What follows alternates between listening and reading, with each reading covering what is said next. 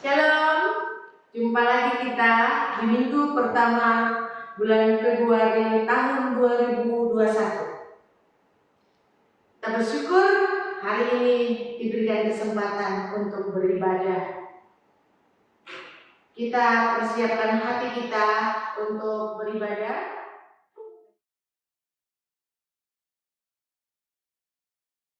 Amin.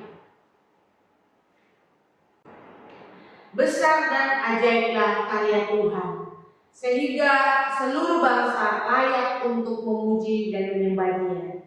Mari kita siapkan hati untuk mengangkat pujian, besar dan ajaiblah karya-Mu.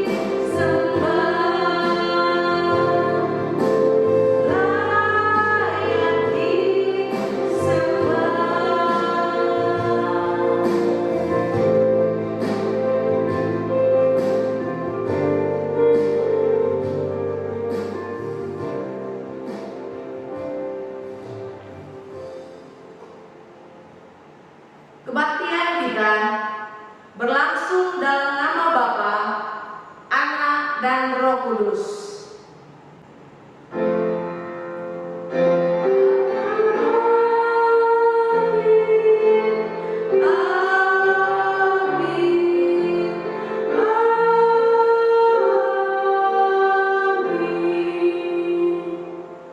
Tuhan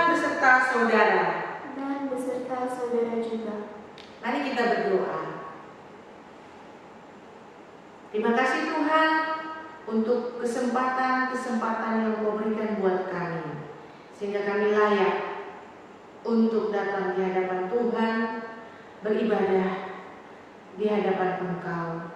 Pimpin ibadah kami Tuhan, di dalam nama Tuhan Yesus kami berdoa. Amin. Ayat suci terambil di dalam Ibrani pasal 12 ayat 28 sampai 29.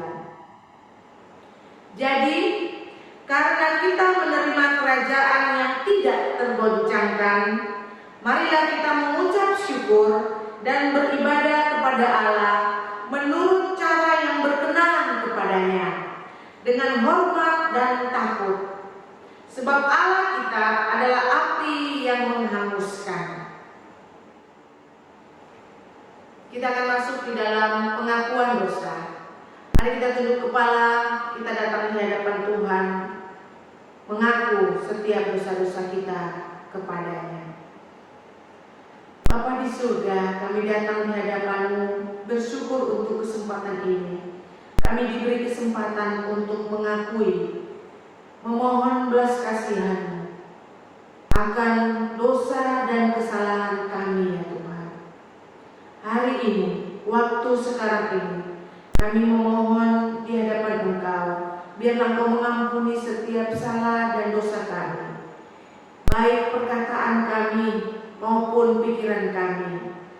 Kami sudah menyakiti sesama kami, mungkin lewat kata-kata kami yang kasar ataupun menghina. Kami mungkin tanpa menyadari kami sudah melawan kehendak Tuhan. Ampuni ya Tuhan, kalau kami sudah berbuat dosa di hadapan Engkau ya Tuhan, biarlah belas kasihan-Mu mengampuni dosa-dosa kami. Di dalam nama Tuhan Yesus Kristus kami berdoa. Amin. Berita anugerah terambil di dalam Yesaya pasal 12 ayat 1 sampai ayat yang ketiga. Pada waktu itu engkau akan berkata, aku mau bersyukur kepadamu ya Tuhan, karena sungguh pun engkau telah murka terhadap aku, tetapi murkamu telah surut dan engkau menghibur aku. Sungguh Allah itu keselamatanku. Aku percaya dengan tidak gemetar, sebab Tuhan Allah itu kekuatanku dan masyurku. Ia telah menjadi keselamatanku. Maka kamu akan menimba air dengan kegirangan dari mata air keselamatan. Demikian berita anugerah dari Allah. Syukur kepada Allah. Kita sudah mendengarkan berita anugerah dari Tuhan, betapa Tuhan sayang kepada kita sehingga kita diampuni dosa-dosa kita. Sudah selayaknya kita bersyukur, bersukacita. Saatnya kita akan mendengarkan firman Tuhan yang akan disampaikan oleh penginjil Toga Hutahuruf. Sebelum itu kita akan mengangkat pujian bersamamu Bapa, ku lewati semua.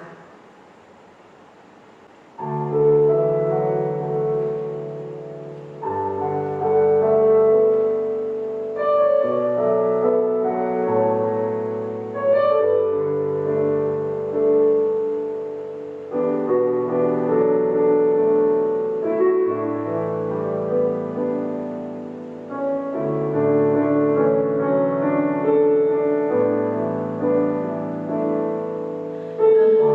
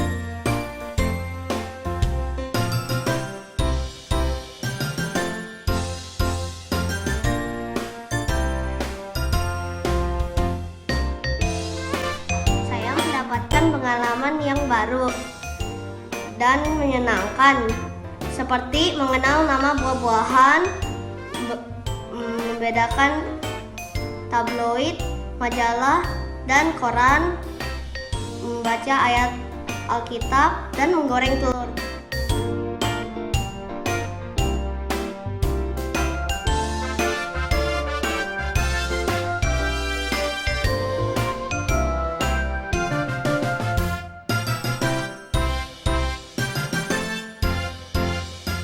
Kegiatan ini sangat bermanfaat bagi anak-anak kita. Mereka dapat tetap bisa berkreativitas dan beraktivitas dengan baik walaupun kegiatan ini dilakukan secara online.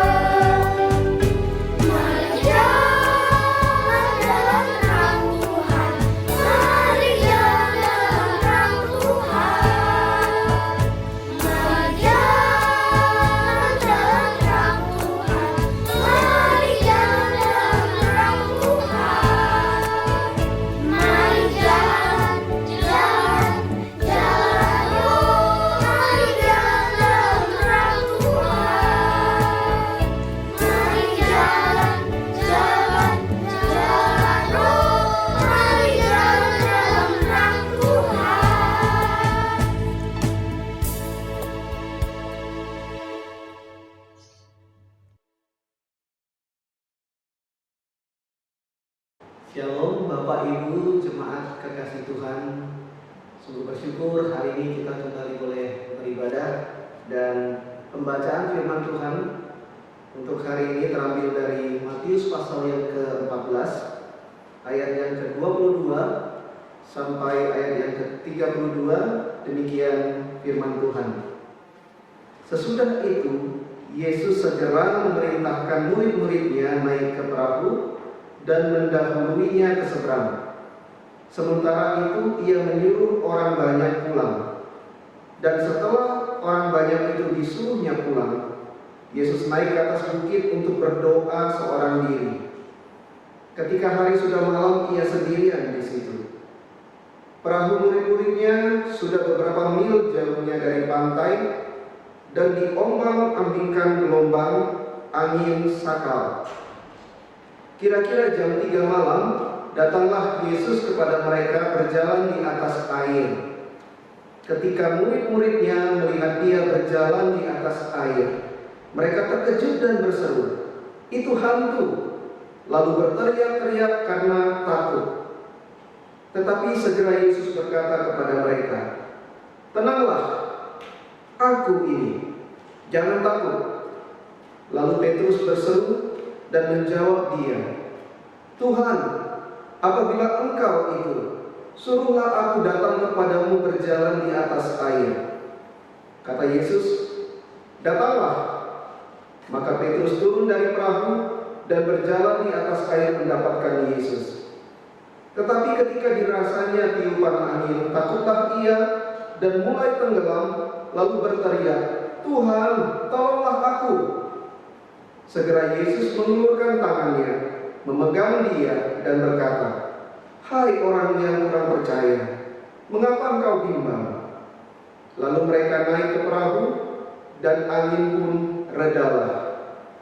Dan orang-orang yang ada di perahu menyembah dia, katanya, "Sesungguhnya engkau anak Allah." Sedemikian jauh kita telah membaca firman Tuhan. Berbahagialah kita yang membaca firman Tuhan dan merenungkannya, terlebih-lebih yang karena anugerah Tuhan bisa melakukan dalam kehidupan kita sehari-hari. Haleluya. Haleluya.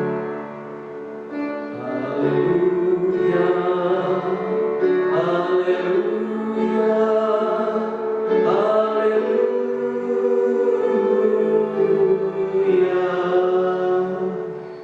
Shalom Bapak Ibu yang terkasih di dalam Tuhan kita Yesus Kristus. Sungguh saya sangat bersyukur kita boleh kembali beribadah bersama pada pagi ini. Dan tema yang menjadi perenungan kita di dalam firman Tuhan minggu ini adalah hidup bersama Allah yang Maha Kuasa. Hidup bersama Allah yang Maha Kuasa. Ya saudara yang terkasih, apa artinya hidup bersama dengan Allah yang Maha Kuasa? Hidup bersama artinya ada niat dari dua orang atau sekelompok orang yang sama. Niat yang sama untuk hidup bersama, bukan niat satu orang saja. Begitu juga dengan Allah terhadap kita. Bukan hanya kita ingin supaya Tuhan bersama kita, Tuhan pun ingin kita menggantungkan hidupnya kepada Tuhan.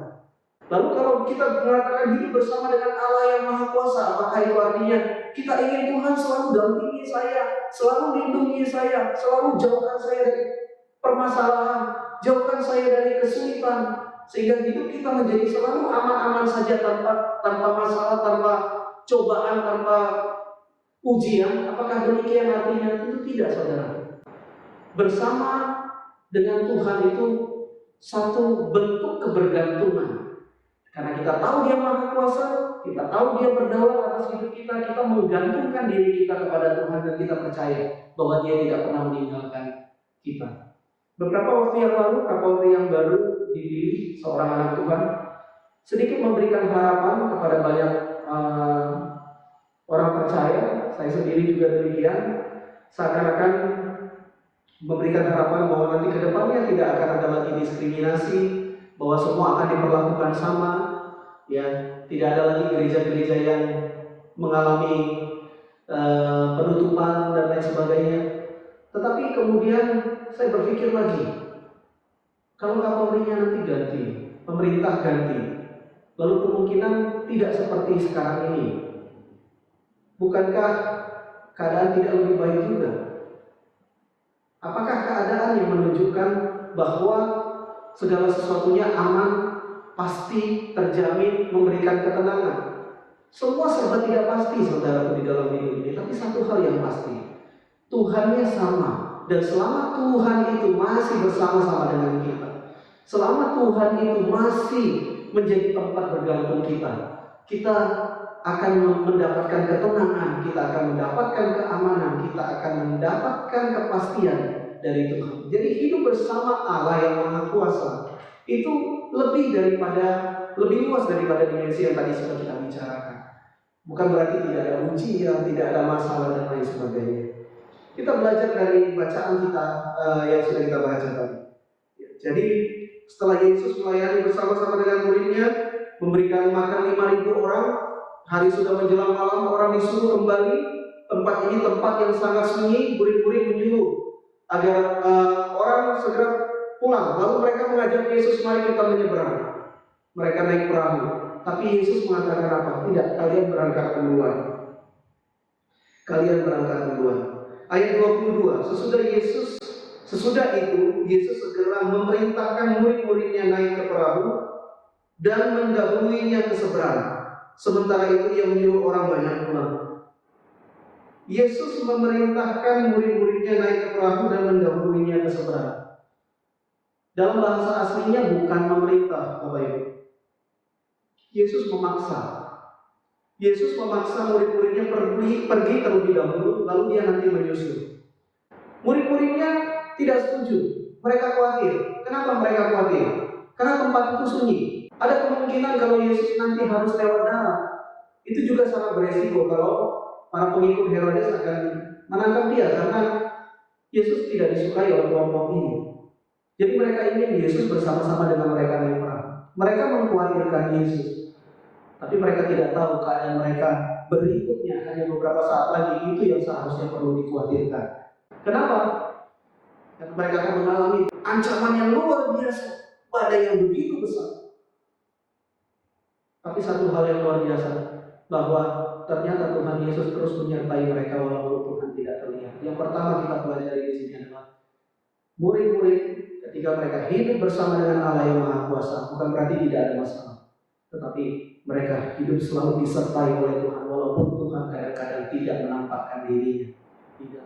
Bahwa mereka terkadang dibiarkan walaupun tidak pernah diterlantarkan. Demikian juga dengan hidup kita, terkadang dibiarkan walaupun kita tidak pernah diterlantarkan. Pada ayat berikutnya kita lihat, kira-kira ayat yang 25, kira-kira jam 3 malam datanglah Yesus kepada mereka berjalan di atas air. Jam 3 malam datanglah Yesus berjalan di atas air. Nah, ini sudah langsung diterjemahkan oleh LAI. Sebenarnya di dalam bahasa aslinya itu menggunakan kata kira-kira jam keempat waktu jaga penjara.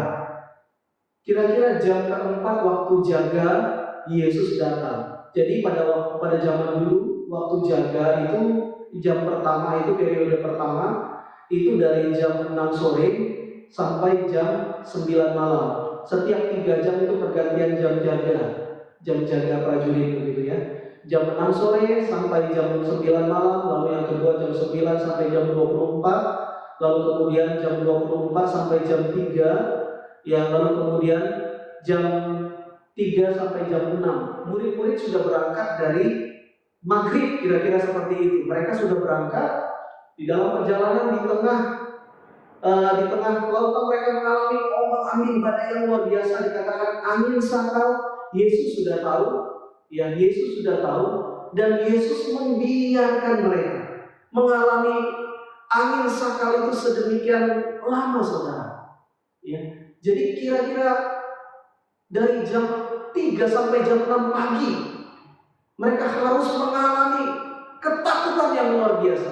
Mereka mengalami kebingungan yang luar biasa. Mereka mengalami keadaan tidak berdaya, tidak tahu mau berteriak apa dan kepada siapa meminta pertolongan, karena hanya mereka ada di tengah-tengah laut. Angin mengancam mereka.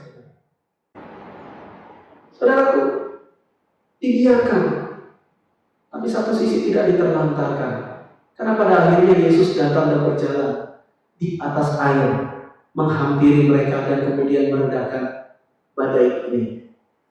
Saudara, kadang-kadang dalam kehidupan kita juga mengalami hal yang sama, bukan? Kok sepertinya Tuhan tidak menjawab doaku? Kenapa begitu lama pergumulanku ini seakan-akan dibiarkan? Apa Tuhan tidak peduli kepadaku? Kenapa sakit ini sudah bertahun-tahun dan aku semakin menderita? Apa sih, kenapa Tuhan kok seakan-akan tidak mendengar? Kenapa sepertinya doaku selalu terpantul kembali ke bumi? Apa yang salah?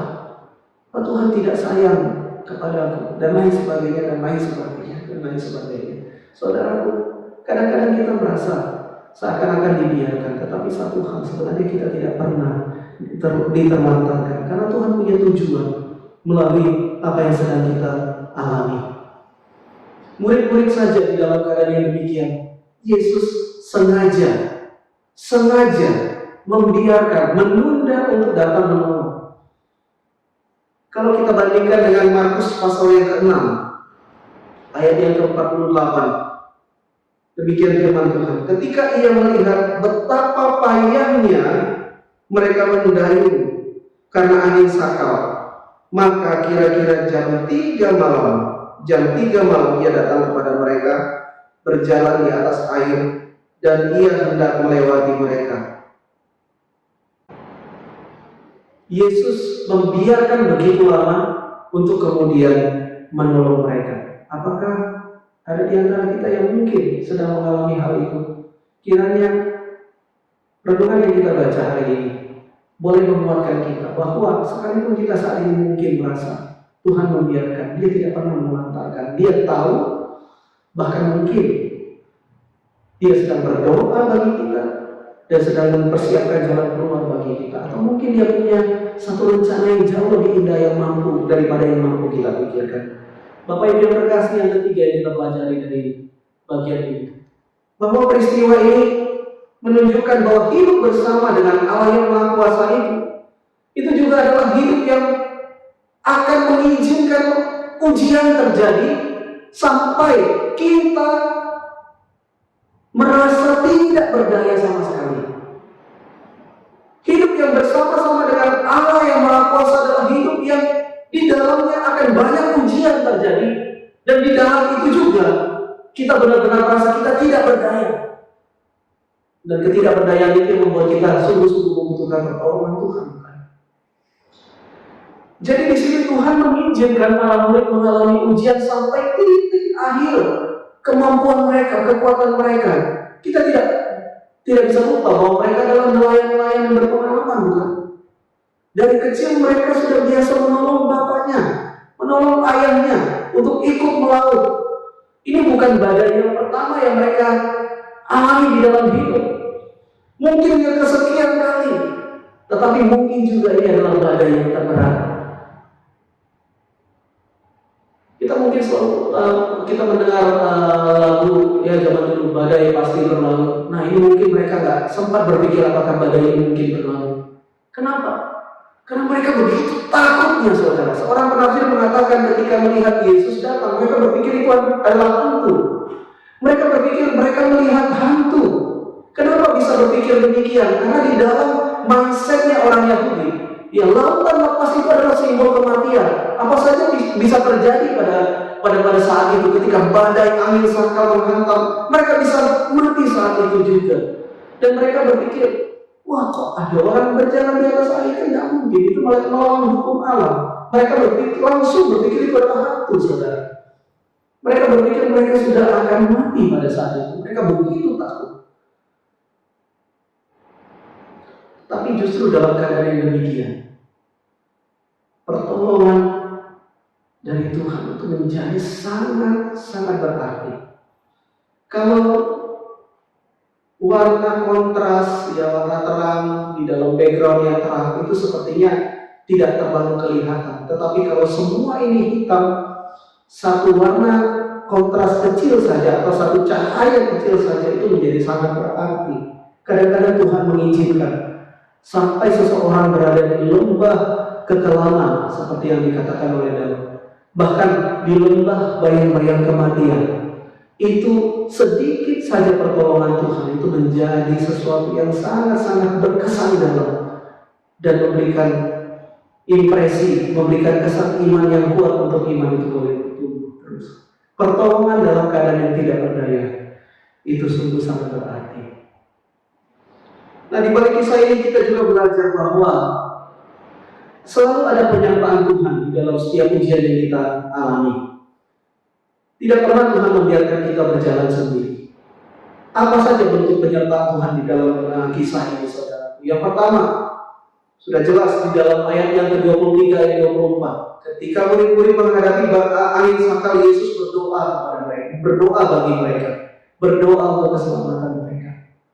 Sebenarnya itu juga yang terjadi pada kita sekarang. Kenapa di dalam Ibrani pasal yang ke-4 ayat yang ke-15 Tuhan mengatakan sampai saat ini Yesus masih bersyafaat bagi kita orang-orang percaya. Saudaraku, Tuhan tidak pernah membiarkan anak-anaknya sendiri. Selain Dia memberikan Roh Kudus untuk terus menopang dan menghibur kita, mengarahkan dan membimbing kita, tetapi Dia juga terus berdoa bagi kita supaya kita terus kedapatan setia, tekun di dalam iman, setia sampai akhir, sampai kita mengalami perjumpaan dengan Tuhan. Yang kedua, Tuhan juga memberikan kesempatan kepada murid-muridnya untuk berdoa. Tanpa ujian orang jarang berdoa. Kalau semua berjalan dengan baik, saya pikir pada masa-masa itu juga kita akan jarang untuk teriak dan berdoa kepada Tuhan. Hampir 1 tahun kita mengalami pandemi, dan beberapa penelitian yang sederhana dilakukan oleh beberapa teman-teman begitu ya di gereja-gerejanya. Pada masa-masa ini Tuhan lebih banyak membicarakan. Dulu ketika semua berjalan dengan begitu baik, ya tidak ada masalah, tantangan tidak terlalu besar gitu. Ya. Orang sibuk diikat oleh rutinitasnya, diikat oleh ambisinya, diikat oleh target-targetnya, diikat oleh tujuan-tujuannya. Tetapi pada masa ini, sepanjang hampir 1 tahun ini dan tidak tahu berapa lama lagi ke depannya, Tuhan sangat banyak dibicarakan. Banyak orang kembali kepada Tuhan, bertobat kepada Tuhan, menyadari betapa mereka sangat tidak berdaya sebenarnya dalam hidup ini. Banyak orang mulai ikut persekutuan-persekutuan doa, persekutuan-persekutuan doa kembali hidup. Kenapa? Karena doa adalah kesempatan yang Tuhan berikan untuk orang betul-betul menyatakan kebergantungannya kepada Tuhan. Yang berikutnya, apa bentuk penyertaan Tuhan yang ditunjukkan melalui kisah ini? Kita belajar bahwa pertolongannya adalah pertolongan yang tidak pernah terlambat. Kita tahu tadi seakan-akan Tuhan menunggu, seakan-akan Tuhan menunda. Sepertinya Tuhan membiarkan sampai beberapa lama mereka mengalami, sampai mereka berpikir mereka akan mati. Tetapi Tuhan menunggu, bukan menunggu sampai mereka binasa. Tuhan menunggu sampai mereka menyadari bahwa mereka tidak bisa apa-apa. Kalau nelayan sampai betul-betul merasa tidak berdaya dengan gelombang, dengan badai, disitulah nelayan yang berpengalaman itu sadar bahwa saya bukan siapa-siapa, saya bukan apa-apa. Kalau seorang dokter yang sangat berpengalaman, yang sangat-sangat ahli dalam satu bidang tertentu, lalu mengalami sakit dan tidak bisa disembuhkan, disitulah dia menyadari bahwa dia juga tidak bisa apa-apa. Kalau seorang yang memiliki kekuasaan lalu mengalami sakit, mengalami ketidakberdayaan, disitulah dia juga akan menyadari bahwa seluruh kekayaannya apapun itu dia tidak bisa andalkan untuk sedikit saja memperpanjang usianya. Saudaraku, ada saat-saat di mana Tuhan sengaja membiarkan sampai orang yang dikasihinya menyadari bahwa dia betul-betul tidak berdaya, dan pada saat itulah dia baru sadar dia betul-betul butuh pertolongan Tuhan, dia baru betul-betul membutuhkan Tuhan. Yang ketiga, apa bentuk penyertaan Tuhan di dalam kisah ini? Kita melihat Tuhan menyatakan kuasanya kepada mereka, Tuhan menyatakan mujizatnya. Karena Tuhan datang bukan dengan sekoci, bukan dengan perahu yang lebih besar, bukan dengan tim penyelamat yang banyak, tidak, bukan dengan helikopter, bukan. Tuhan datang berjalan di atas air. Ini melawan hukum alam, saudara, menunjukkan bahwa Tuhan kita adalah Tuhan yang berkuasa atas hukum alam ini, melampaui segala keteraturan alam ini. Yesus berjalan di atas air. Dia menunjukkan siapa dia. Bahkan air saja tunduk kepadanya, angin badai saja tunduk kepadanya. Bukan penyertaan yang biasa, tetapi yang sangat-sangat berkuasa, powerful. Dan Tuhan berkata, tenanglah, ini aku, jangan takut. Dan seketika itu juga angin pun reda. Saudaraku yang terkasih, ketiga hal ini menunjukkan bahwa ujian justru adalah tempat di mana kita bisa melihat penyertaan Tuhan itu sangat nyata. Tanpa ujian atau orang yang alergi ujian itu adalah orang-orang yang justru miskin dengan pengalaman penyertaan Tuhan. Dan biasanya pada masa-masa itu, pada masa-masa baik, pada masa-masa jaya, mungkin kita jarang untuk berteriak meminta kepada Tuhan. Ujian yang mengingatkan kita bahwa kita selalu butuh bersama-sama dengan Tuhan yang Maha Kuasa. Dan melalui pengalaman yang demikian, ujian demi ujian, sudah pasti di sana iman dan pengenalan kita akan Allah akan bertumbuh. Goal dari setiap ujian itu adalah agar iman dan pengenalan kita terhadap Tuhan itu semakin bertumbuh. Banyak orang berpikir bahwa puncak dari peristiwa ini adalah Yesus tiba-tiba seperti superhero begitu ya, datang berjalan di atas air memberikan jalan keluar pada masalah-masalah. Orang berpikir itulah intinya hidup bersama dengan Allah yang Maha Kuasa. Saya dilepaskan dari setiap problema saya disiap dilepaskan dari setiap kesulitan saya. Apakah itu puncak dari peristiwa ini? Ternyata bukan, saudara. Atau Tuhan memberikan kuasanya sama seperti Dia memberikan kuasanya kepada Petrus. Tuhan berjalan di atas air, Petrus juga berjalan di atas air. Tuhan bisa menyembuhkan, saya juga diberikan kuasa untuk menyembuhkan. Tuhan bisa melepaskan dari kesulitan, saya juga bisa dengan kuasa saya melepaskan dari kesulitan. Apakah itu? Tidak, saudara. Ternyata puncak dari peristiwa ini adalah pengakuan para murid bahwa sungguh engkau anak Allah, sungguh engkau anak Allah. Saudaraku, pengakuan ini tidak mudah lahir tanpa satu ujian, tanpa satu permasalahan, tanpa satu kesulitan, tanpa satu badai hidup yang besar di dalam hidup ini. Belum tentu dengan begitu mudah pengakuan ini bisa lahir dari mulut kita. Mungkin kita tetap akan berpikir bahwa Yesus pengawalku, Yesus sahabatku, Yesus penolongku, hanya sebatas itu. Sehingga Tuhan itu hanya menjadi tempelan di dalam hidup kita. Hanya ketika susah kita panggil, Tuhan tolong, lalu Dia datang. Tuhan tolong, bereskan ini, lalu Dia datang. Hidup bersama dengan Tuhan tidak demikian. Hidup bersama dengan Allah yang Maha Kuasa itu akan mendorong kita untuk terus mengalami, dan dari pengalaman bersama itu kita akan terus bertumbuh di dalam iman dan pengenalan kita akan Dia.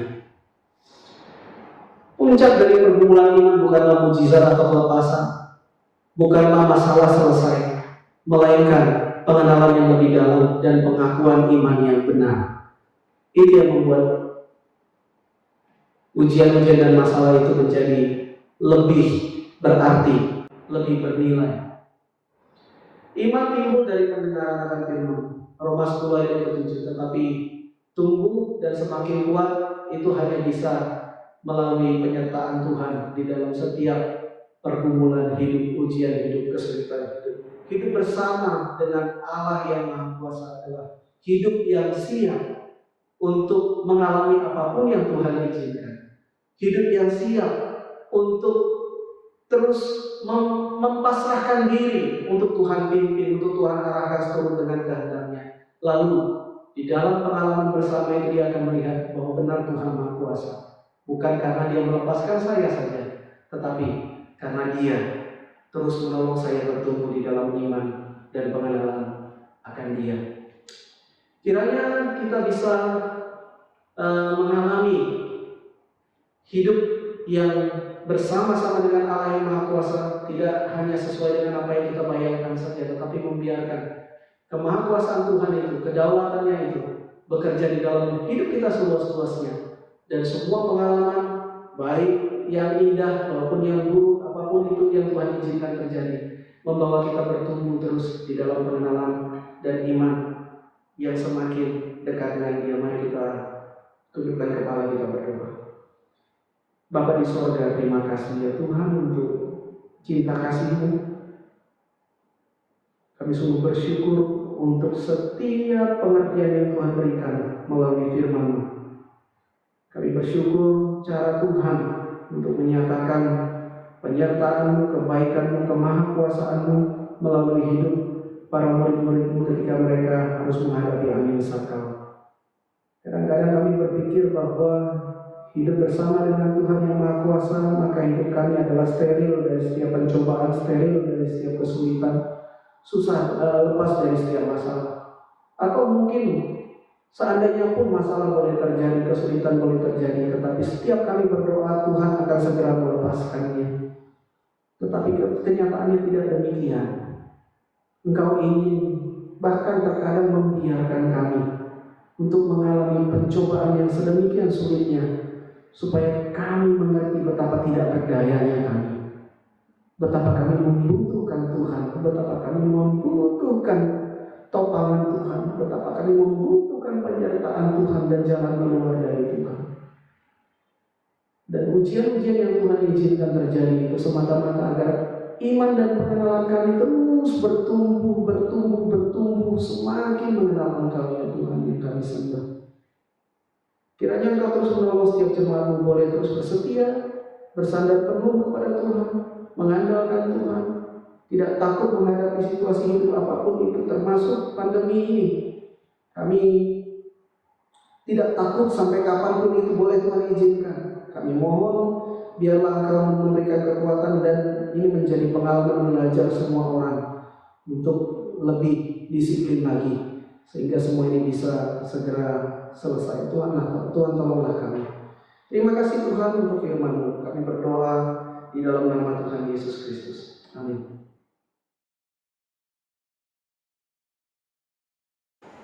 Kita sudah mendengarkan firman Tuhan.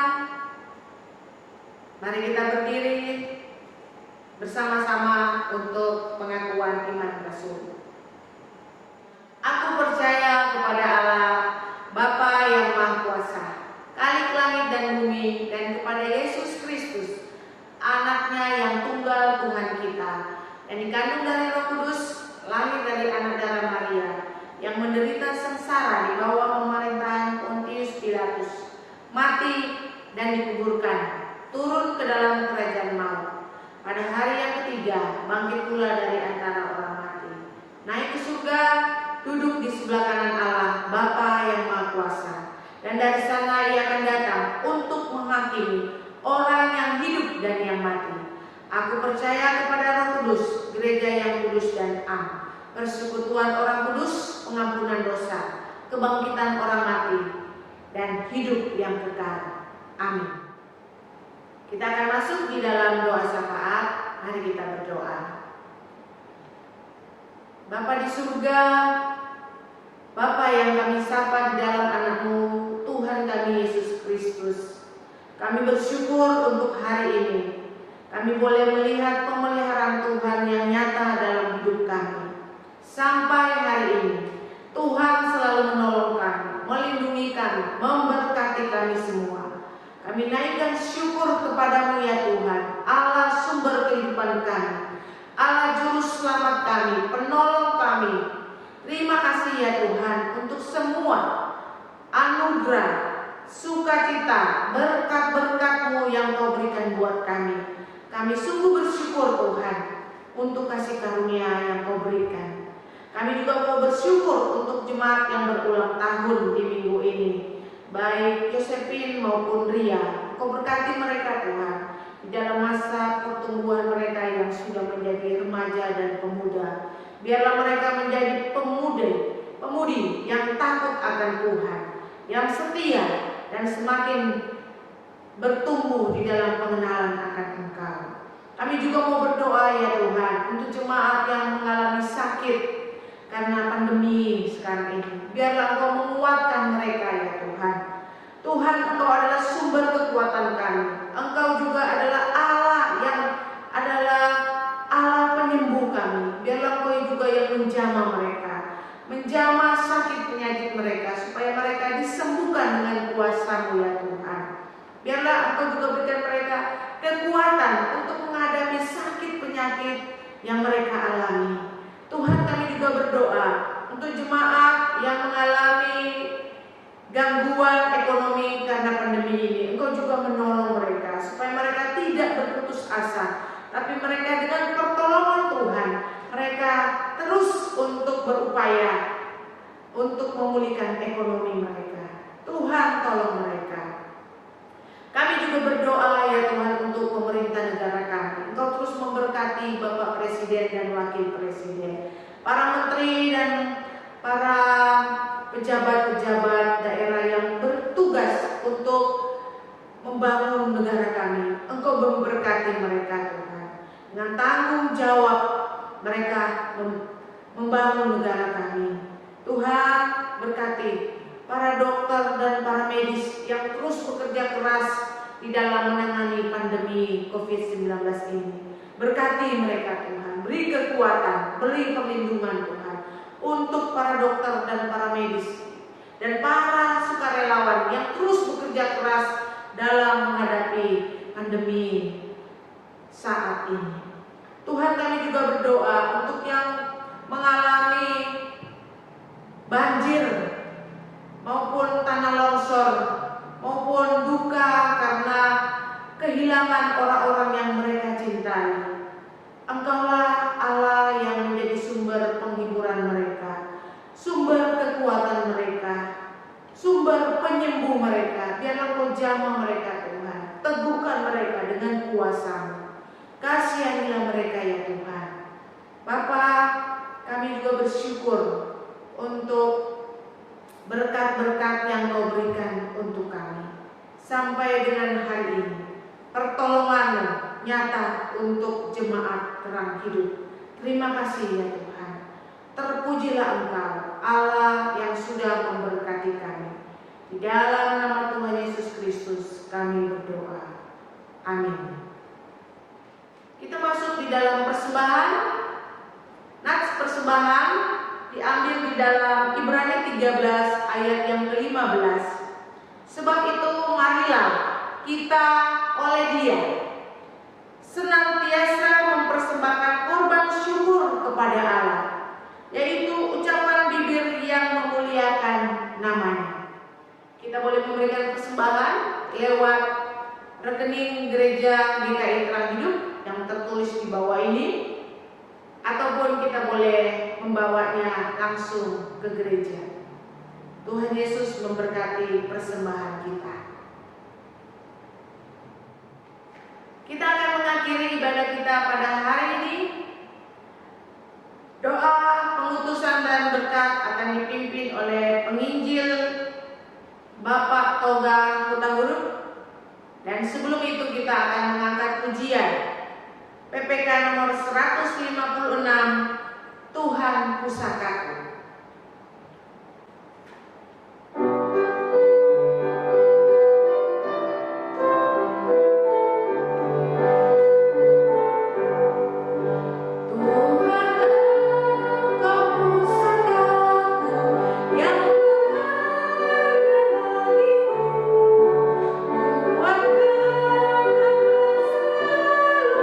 Berjalan di sisimu.